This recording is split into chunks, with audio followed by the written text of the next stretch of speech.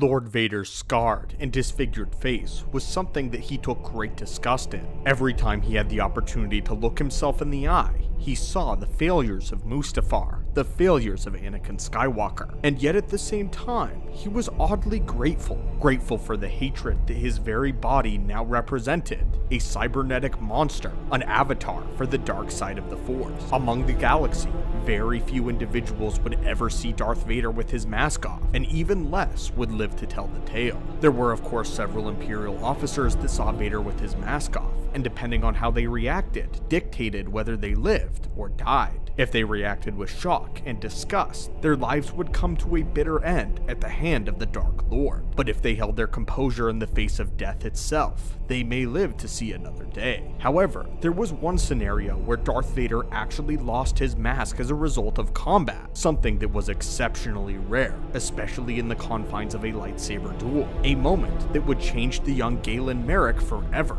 and had a massive impact on him as a character. How he felt about Darth Vader, finally getting to meet his tormentor and former master eye to eye. Welcome, Acolytes of the Force, back to our expansive archives. We've been expecting you. And before we delve into the novelization for the first Force Unleashed game, and get Galen Merrick's inside thoughts on the face of Darth Vader, I have had a terrible vision through the Force that many of the Acolytes that venture to our archives have not yet subscribed to our order. So, if you are one of these Acolytes, it is your destiny to force crush that subscribe button. We've been expecting you. The climactic duel between Galen Merrick and Darth Vader would take place on the bones of the Death Star, just prior to its ultimate completion, when Galen would enter the battle station in search for his friend, Ram Koda the Jedi, as well as the other leaders of the rebellion, knowing in his heart that if the rebellion leaders were to be killed, the rebellion itself would crumble, and the Empire would rule eternally. This too was a duel of fates, but it was also a grudge match. As Vader walked down from the hallway, he attacked first and with great force. Galen Merrick was actually truthfully caught off guard, as he was shocked. He had trained with this man for over a decade. They had sparred often,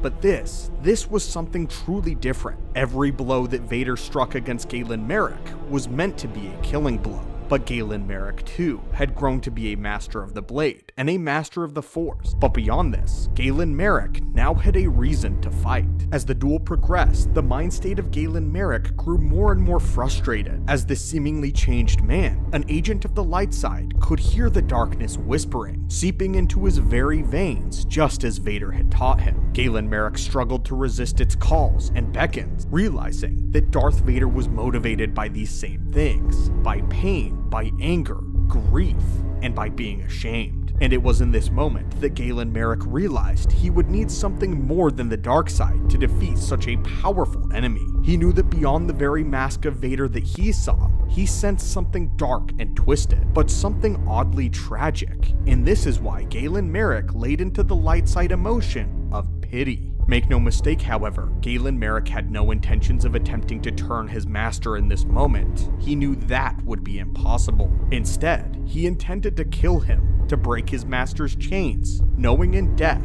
he could be free from Sidious. And it is with this that Galen Merrick would eventually defeat the Sith Lord. The first time a lightsaber would touch Lord Vader in the duel would be across his throat, nearly a killing blow, to which Darth Vader simply looked at his former apprentice and cackled and pushed forward. However, Galen Merrick now knew that this monster truly was not invincible. The next two strikes would also hit true, one coming across the shoulder and the other the thigh. But to his everlasting shock and amazement, Vader pressed on. By this point, both combatants were exhausted, but Galen Merrick pressed on, lifting Darth Vader up with the Force and knocking his lightsaber out of his grip. Galen knew his next step would have to be a drastic one. Using the Force to remove an energy shield generator, he flung it at the Dark Lord in an explosion so massive that it even took Galen Merrick by shock. After the massive explosion settled, Galen Merrick walked over to his master who was now wheezing on the ground, as he could hear the very cybernetics that belonged to the Dark Lord clanking against itself, trying desperately to will the Dark Lord to stand. But stand he would not. Galen Merrick, now the victor, held his lightsaber up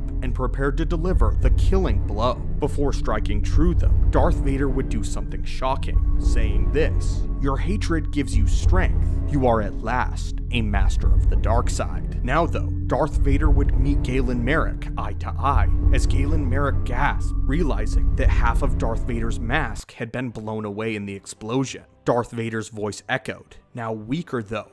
This is your final test. But Galen paused as a severe change occurred within him. All he could see was a man whose face was covered in scars, wrinkled away by his injuries. He saw true weakness in the face of Darth Vader. But more than this, more than his face, what was going on with Vader's eyes? Within the very eye of Vader, which Galen now held strong, there was not fear, anger, or rage. They were not the yellow colorations of the Dark Lords that preceded him. In this moment, Darth Vader's eyes were blue. The eyes of Anakin Skywalker. Galen Marek saw true pain within the eyes of the Sith Lord. Behind him, he heard the voice of the Emperor, telling Galen Marek to strike true, offering him a brand new place at his side. By replacing Darth Vader, Galen Marek could now be a Sith Lord and wield the true power of the darkness. Galen even considered it. Darth Vader had butchered Galen Marek's friends. He had butchered his father, and he had tortured the young boy for 10 years, made him into a weapon,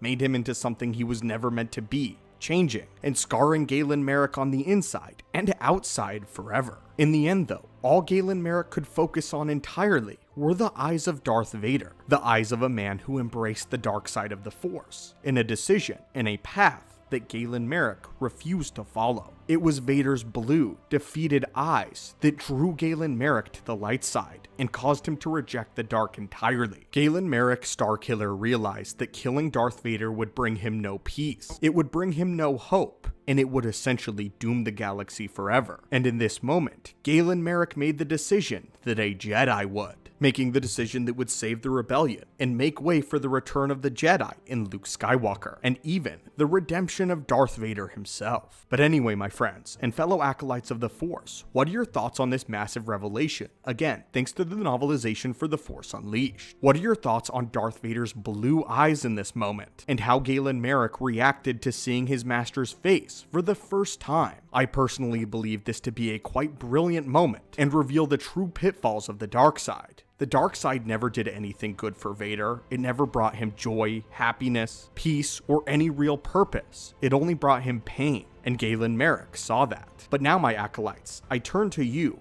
What are your thoughts on this holocron? What are your thoughts on our findings here today? And as always, my friends, thank you so much for visiting our archives. May the Force be with you, and have a great day.